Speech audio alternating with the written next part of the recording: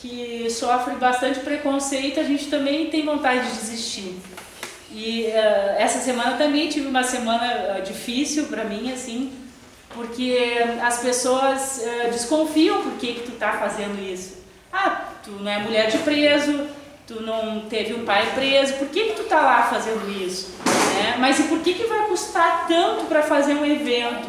Eu disse, bom, que eu estou organizando um evento que vocês estão convidados no dia 25 de novembro no presídio. E daí tu tem que contratar sonorização, tu tem que contratar banheiro químico, tu tem que divulgar o evento, tu tem que pagar certificado, tu tem que ajudar, sei lá, se um palestrante vem de fora, ver se tu pode ajudar com um hotel, o mais simples que seja, mas tem que ajudar. Tu tem a alimentação das pessoas, enfim, um monte de gastos e que as pessoas acham que é fácil conseguir, né? E é uma coisa que eu batalho muito, assim, e o diferencial do projeto e o que mais me fez enxergar, assim, é que quando a gente tem uma janela para dar a oportunidade dessas pessoas se mostrarem, as pessoas começam a entender que elas são mais do que o ato criminoso. Então essa janela que é a internet, porque no Brasil esse projeto, que é o Direito no Cárcere, ele é o primeiro que tem uma plataforma de expressão de detentos em regime fechado no Brasil e na América Latina. Então não existe hoje esse direito à memória que esses presos têm. E o que seria esse direito à memória? Pode parecer uma coisa bem ridícula, que eu vou falar talvez, mas quando eu utilizo o audiovisual, a câmera, a fotografia, a divulgação desse conteúdo audiovisual com registro de textos, depoimentos, isso é uma oportunidade de mudar essa cultura de violência que a gente tem contra quem pratica um crime, uma violência que perpetua, porque a gente acha que punindo mais de outras formas, né, além da liberdade, a pena era para ser de privação de liberdade, mas ela é privação de muitas e muitas outras coisas que ultrapassam muito mais e que a gente, na verdade, poderia estar tratando esses problemas que são doenças sociais de uma maneira diferente, né? A mesma questão do tráfico de drogas, para vocês terem uma ideia, no presídio, depois se controla só o tempo. Lá a faixa etária dos detentos é de 25 anos de idade, a maioria deles são desempregados e sequer concluíram o ensino fundamental. Então, com esses dados que eu estou, e são crimes conexos ao tráfico de drogas, com esses dados vocês podem pensar assim, que a gente tem que, como cidadãos, investir muito na educação no ensino fundamental das crianças, incentivar que as crianças não parem de estudar nessa faixa etária. A gente tem que tentar oportunizar que esses jovens que estão na faixa etária de 25 anos tenham uma oportunidade de trabalho, para que eles não vão procurar um trabalho no tráfico de drogas. A gente tem que repensar sobre a questão da criminalização das drogas. Eu não sou usuária de drogas, mas eu acho que a criminalização ela gera muita violência e as pessoas que estão presas lá dentro não são pessoas que têm dinheiro para estar consumindo aquilo tudo, sabe? Então as pessoas que são presas são pessoas muito pobres e que a gente precisa olhar o problema de uma maneira diferente. Então isso eu aprendi no presídio, assim, e aprendi que meus pais também tinham preconceito, assim, com a relação que eu fazia, né, de trabalho que eu fazia, porque se preocupavam se poderia acontecer alguma coisa ou que não mereciam que eu estivesse dedicando um tempo lá dentro, mas daí eles foram vendo o retorno dos presos, né, como eles ligavam para minha casa para me dizer que eles estavam bem, que eles estavam estudando, que eles estavam buscando ou me pedindo ajuda para um trabalho. Então, e isso foi mudando. Daí meu pai já foi lá, minha mãe já foi lá, minha cachorra já foi lá, meu filho já foi lá. E todos os amigos que eu posso e que eu faço através do projeto eu levo lá. Porque é uma mudança grande de paradigmas que a gente tem que ter, porque a televisão ela faz um grande espetáculo do crime, da violência, e olha aquele momento de dor, se aproveita do momento de dor e sofrimento das pessoas. E eu vou dar um exemplo bem claro como essa questão de como a gente vê a violência. Teve um evento agora que está sendo organizado pela Júris no Facebook, e eles criaram um evento no Facebook e botaram uma foto do evento um preso triste, uma foto sombria, assim, né, aquela penumbra. E daí na foto do meu evento que eu estou organizando no presídio, eu botei uma foto deles vitoriosos, sabe, vencendo. Pensem em qual as pessoas marcaram presença que mais iriam. Qual que vocês acham que eles marcaram mais presença? No da violência, da tristeza. Eles marcaram mais porque também tem dificuldade de ver a vitória do outro. As pessoas preferem ver, não que quando a gente faz o evento a gente não vai falar dos problemas do presídio, mas é difícil tu ver, quando a gente vê isso na televisão, as pessoas ficam mais interessadas em ver a violência do que ver um projeto que foi bem sucedido. Então é o nosso olhar também que tem que mudar, sabe? A gente tem que mudar o canal da televisão, a gente não tem que dar audiência para essas coisas, então a gente precisa ser mais crítico naquilo que a gente vai estar vendo, porque a gente já sabe que aquilo é violento, e valorizar aquilo as coisas boas que estão se fazendo e tentar multiplicar isso. Então o evento que eu estou fazendo, eu disse pro rapaz que trabalha comigo, de repente se a gente botar uma foto das pessoas mais tristes, eles vão se interessar mais, né? Porque as pessoas querem ver as pessoas tristes, sabe? E é difícil isso, assim.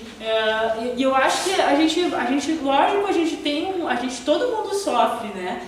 Tem uma perda, um sofrimento, cada um tem a sua cruz, né? A sua dificuldade, a sua caminhada, mas a gente tem que pegar esses bons exemplos que a gente tem, independente que seja num presídio, ou num abrigo, ou na rua, quando a gente vê alguém, e procurar tentar fazer uma cultura mais positiva, né?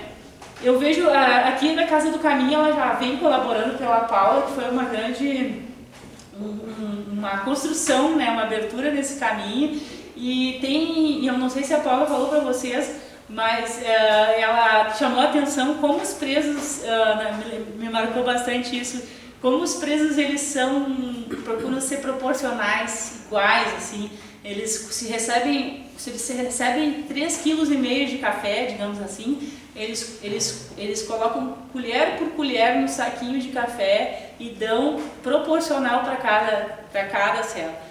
Então na cadeia a gente aprende a ter muito essa ideia de compartilhar as coisas, porque é quase que uma sobrevivência. O que acontece numa cadeia? O que acontece na cadeia? O Estado ele não dá uma escova de dente, não dá creme dental, não dá roupa, não dá cobertor, dá muito pouco quando tem e quando resolve investir nisso. E daí o que acontece? Ou ele tem uma família que vai acompanhar ele na cadeia e vai dar alguma assistência para ele, ou o tráfico de drogas vai proporcionar isso para ele, mas ele vai ficar devendo. E daí vai chegar na rua e ele vai ter que pagar isso de alguma maneira. Então é uma situação que eu digo para as famílias quando tem um familiar preso, eu tenho um amigo que está com um filho preso, e ele diz para mim que quando pensa no filho dele, ele pensa em mim, como é que ele vai ir lá ver o filho dele? Será que se ele for lá ver o filho dele, ele não vai estar sendo conivente para o filho dele continuar traficando, sendo que ele está sendo? Daí eu expliquei para ele que tem um juiz que é o Sidney Bruzus, que é um amigo, que é uma pessoa que eu admiro, que trabalha na área do judiciário e atende os presos, e ele disse que o grau de reincidência é muito maior daquele preso desassistido pela família.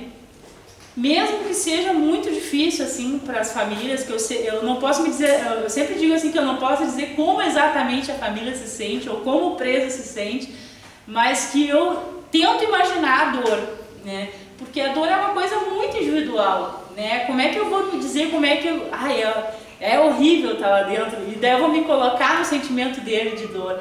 Mas o mínimo que a gente pode fazer é tentar amenizar isso de outras maneiras, né?